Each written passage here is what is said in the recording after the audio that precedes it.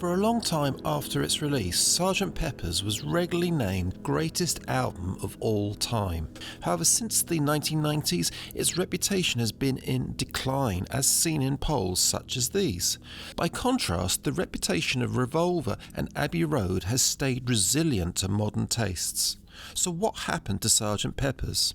I see 5 likely reasons. Firstly, many people just got sick of hearing it praised to the skies.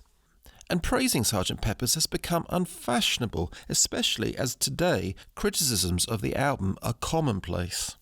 Hardly anyone who heard Sgt Pepper's in 1967 who felt its incredible impact is now taking part in polls. Today, polls tend to have a more diverse set of people voting, and people who are more likely to pick albums that amazed them in their youth. My 5th guess, and this one is a bit speculative, is that Sgt Pepper's sound has suffered more from the transfer from vinyl to digital formats than other Beatles albums, especially Abbey Road and Revolver. And because that digital formats are now how most younger generations hear the album, their perceptions of Sgt Pepper's are lower.